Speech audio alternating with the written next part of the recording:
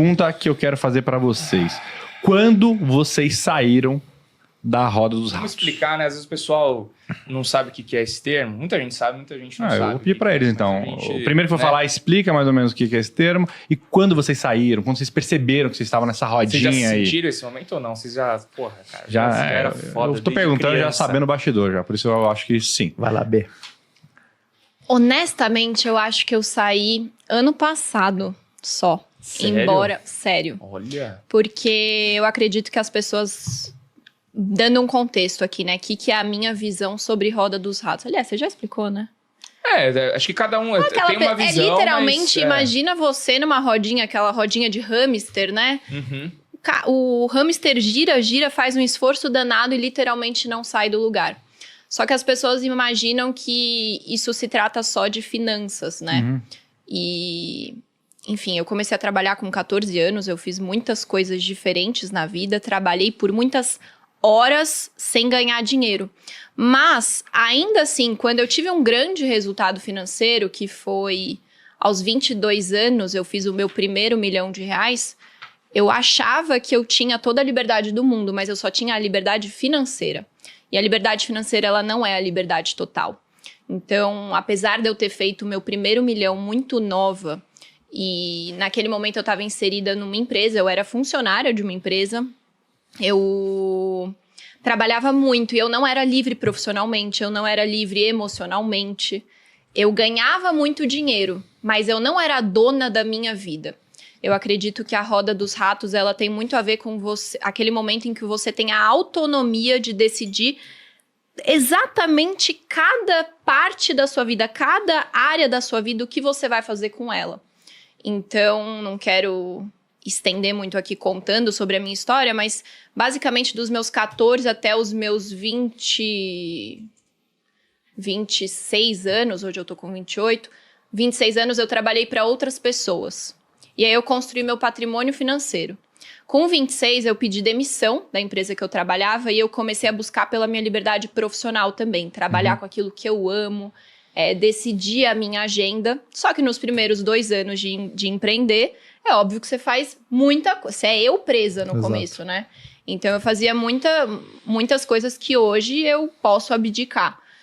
E também tem a questão do lado emocional, né? Eu passei muito tempo da minha vida focando só no profissional e deixei muito de lado as questões de autoconhecimento, as questões de construção de autoestima, construção de amor próprio, para conseguir parar de falar sim para os outros e não para mim. Uhum. Então, eu vejo que no ano passado, assim, eu atingi liberdade financeira, liberdade profissional.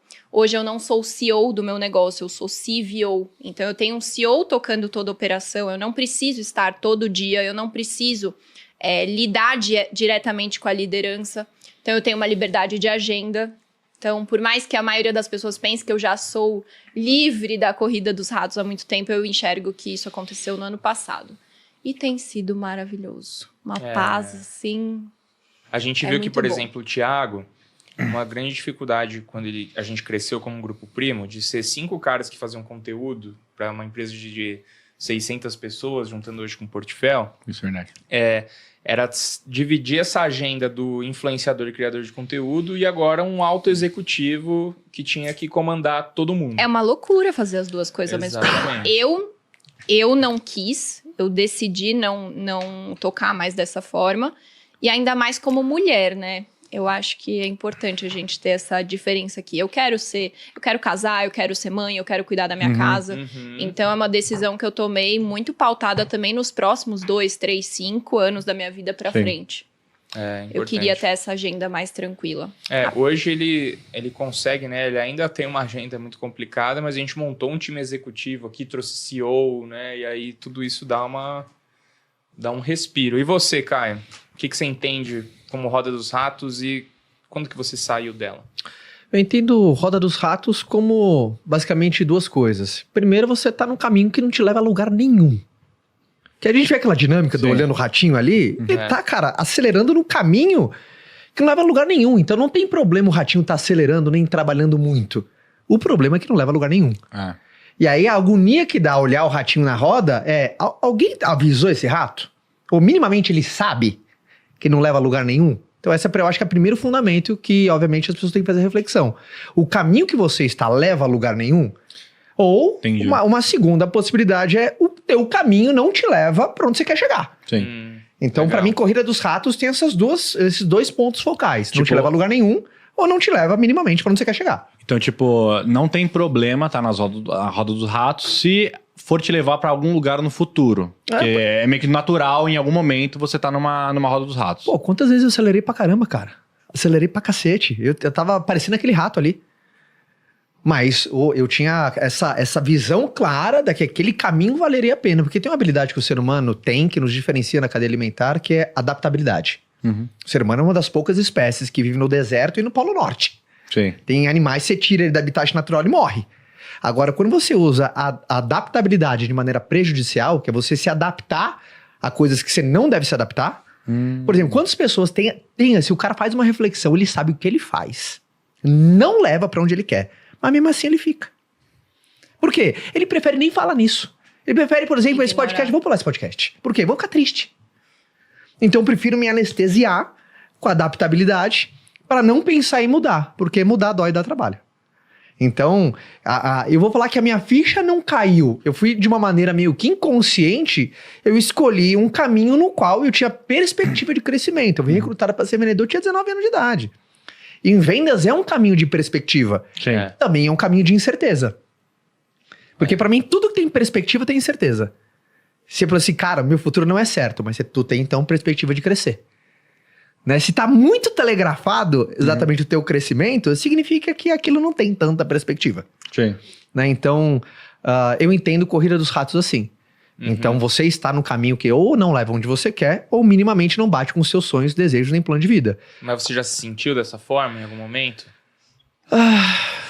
Eu nunca senti esse sentimento de impotência. Eu acho que eu descobri meu caminho muito rápido. Né? Lembra, 19 anos, fui recrutado para ser vendedor, então eu já estava num caminho de perspectiva.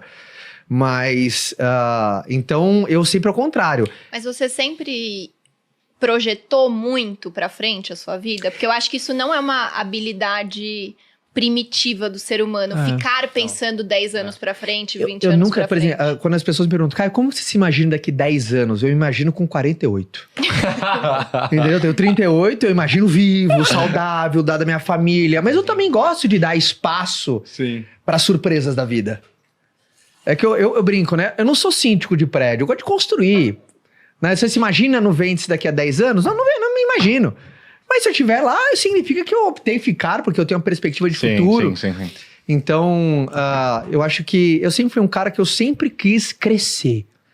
Por exemplo, eu sempre quis ser rico. Eu nem sabia, qual que é a definição de rico? Eu não sabia nem explicar. Eu entendo você. Você nem sabia que existe essa vida que você vive hoje. Nem sabia, mas eu queria assim, eu quero poder crescer. Aí depois eu comecei a entender um pouco mais. Eu acredito que progresso é um estilo de vida.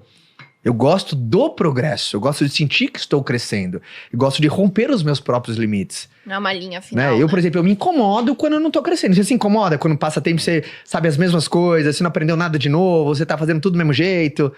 Quando você não vê uma evolução das coisas, né? Exato. Então eu sou um cara que... Até mesmo material. Você fala assim, tô na mesma casa, esse móvel tá me incomodando, mesmo carro, mesmo salário há mais de um ano. O que tá acontecendo? Eu mudei um pouco minha ótica de visão. Por exemplo, se você me perguntasse há mais ou menos 10 anos atrás, eu sempre acreditei que a gente se move pela insatisfação.